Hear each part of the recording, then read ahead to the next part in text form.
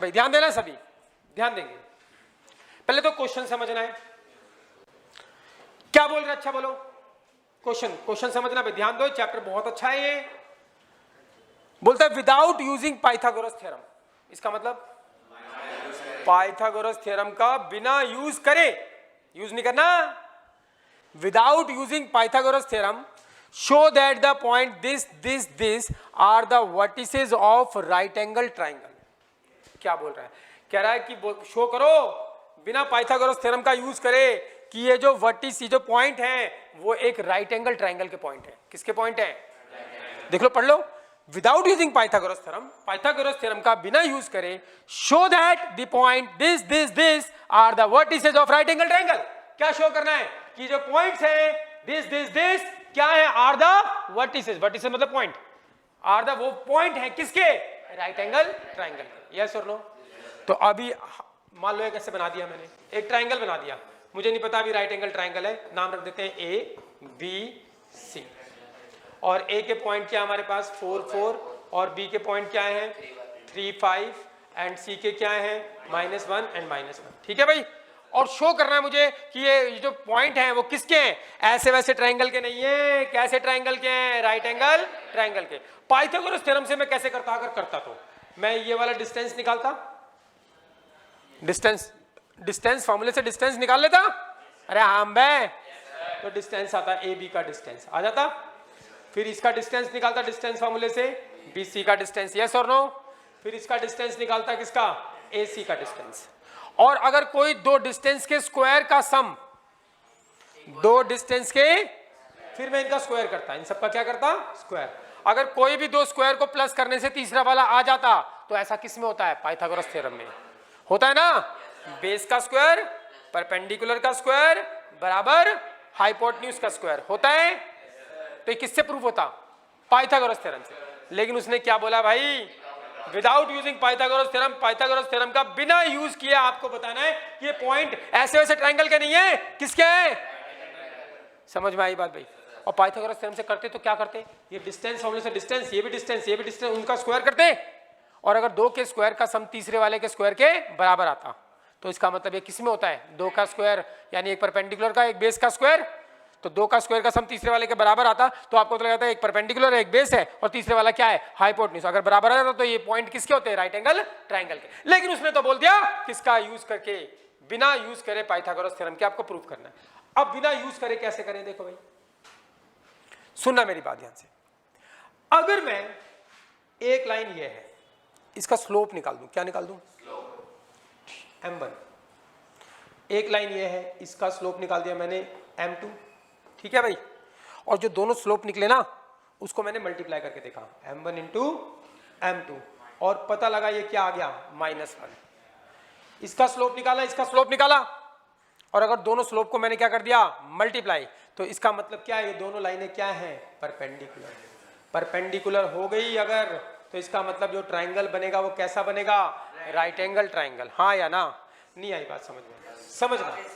अगर आप ये वाला स्लोप निकाल दो, देखो भाई मान लो ये स्लोप निकाल दिया, ये वाला स्लोप निकाल दिया, दो स्लोप निकाल दिए, आपने इन दोनों को मल्टीप्लाई करके देखा, क्या करके देखा, मल्टीप्लाई करने से पता लगा क्या आ गया, -1।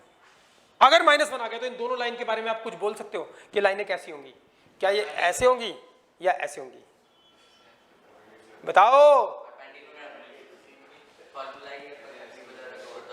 अरे कैसे होंगी ये लाइनें, क्यों, अगर इसका स्लोप निकाल दिया, इसका स्लोप निकाल दिया, दोनों के स्लोप को मल्टीप्लाई किया और क्या आ गया, -1। अगर दो के स्लोप को मल्टीप्लाई करने से -1 आता तो दोनों लाइनें क्या होती हैं, परपेंडिकुलर। तो हमें ये जानकारी प्राप्त हो जाएगी कि इसके स्लोप को मल्टीप्लाई करने से -1, तो इसका मतलब ये लाइनें ऐसे ऐसे ऐसे नहीं है, ये लाइनें ऐसे हैं, ये लाइन कैसे हैं, ऐसे।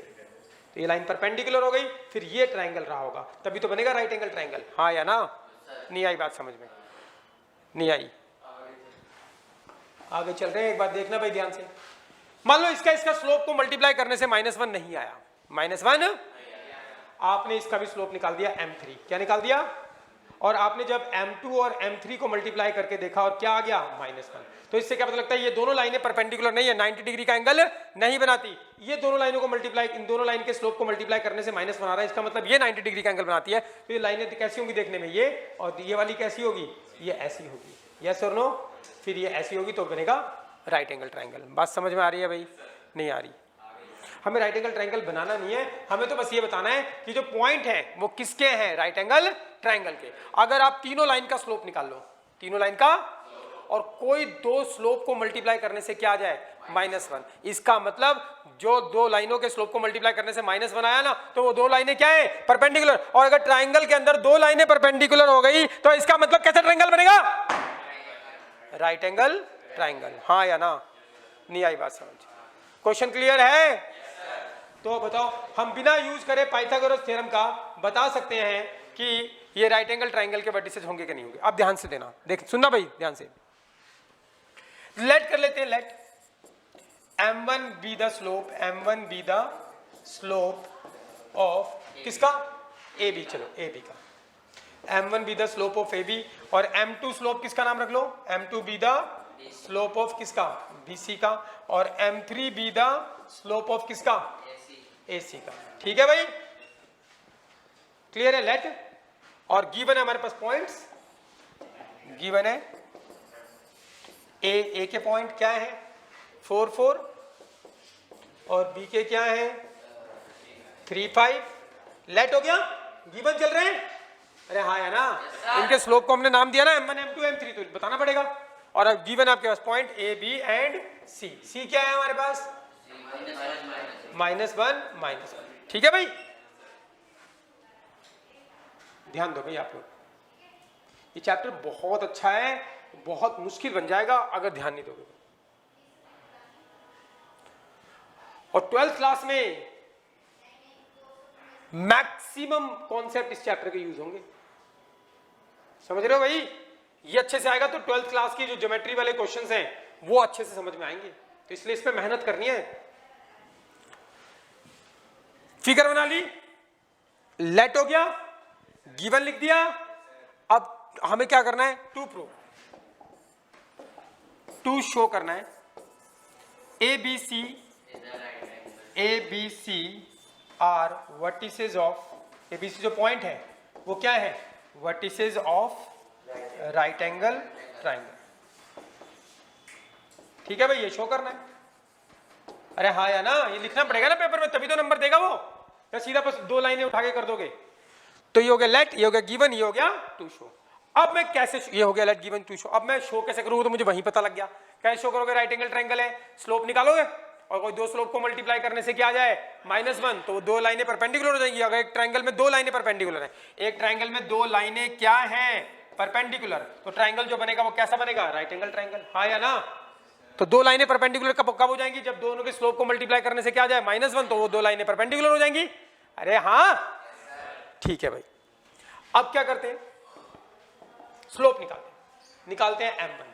सीधा बताना m1 क्या होगा, m1 AB का स्लोप, तो y2 माइनस y1, तो 5 - 4 अपॉन में x2 माइनस x1, 3 - 4। सिंप्लीफाई करोगे तो कितना आ गया ऊपर 1, नीचे कितना आ गया -1। अरे हाँ, तो 1/1 1 ही होता है, और माइनस कहीं भी लगाओ तो ये -1 आ गया m1। अब निकालते हैं m2, क्या निकालते हैं m2। m2 क्या है, ये रहा m2, तो y2 माइनस y1।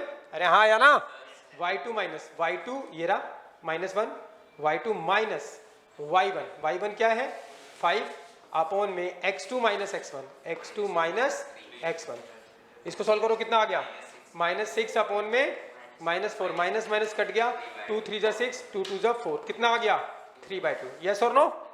अब निकालते हैं m3, क्या निकालते हैं m3 ये रहा, तो y2 माइनस y1, कैसे मर्जी कर दो, इसको x1 y1 बोलो, या इसको x2 y2 बोलो, या इसको x2 y2 बोलो, इसको x1 y1, किसी को कुछ भी बोलो, उससे फर्क नहीं पड़ता। जो आपको कैलकुलेशन आसान दे उससे कर लो। किसको बोलोगे, बोलो इसको x1 y1, इसको x2 y2, या इसको x1 y1, इसको x2 y2, किसी को बोल दो। अरे हाँ या ना? चलो ये कर देते हैं, y2 माइनस y1, थोड़ी कैलकुलेशन आसान हो जाएगी। y2 माइनस y1 बोलो क्या आएगा, y2 माइनस y1 अपॉन में x2 minus x1, x2 minus x1। अरे हाँ, ये कितना आ जाएगा ऊपर बोलो, 4 + 1, नीचे भी कितना आ जाएगा 4 + 1 कितना हो गया 5/5। अरे हाँ, यानी कितना आ गया 1। यस और नो? अब बताओ तीनों स्लोप निकल गए, कोई दो को मल्टीप्लाई करने से -1 आएगा? इसका स्लोप क्या है -1, इसका स्लोप क्या है 1। 1 और -1 को मल्टीप्लाई करोगे तो क्या आएगा -1। इसका मतलब M3 जो लाइन है और कौन सी लाइन M1, ये M3 और M1 ऐसे परपेंडिकुलर हैं, तो अभी बनेगा क्या राइट एंगल ट्राइंगल। क्लियर है भाई? तो अब देख लो भाई, तो हमें ये शो करना है, तो अब क्या हो गया साफ पता लग गया, M1 इंटू में क्या M3 इक्वल्स टू क्या -1 है क्या? बिल्कुल है। M1 क्या है -1 और ये क्या है 1, और सिंप्लीफाई करोगे तो क्या आएगा -1। ये हो गया। क्लियर है भाई? तो अब ये -1 आ गया, इसका मतलब कौन कौन सी लाइन परपेंडिकुलर होगी? अच्छा बताओ कौन कौन सी लाइन परपेंडिकुलर होगी? AC, ये C है, AB एंड AC, इसका मतलब AB एंड AC जो है वो है क्या है परपेंडिकुलर। परपेंडिकुलर है तो triangle ABC is right angle triangle.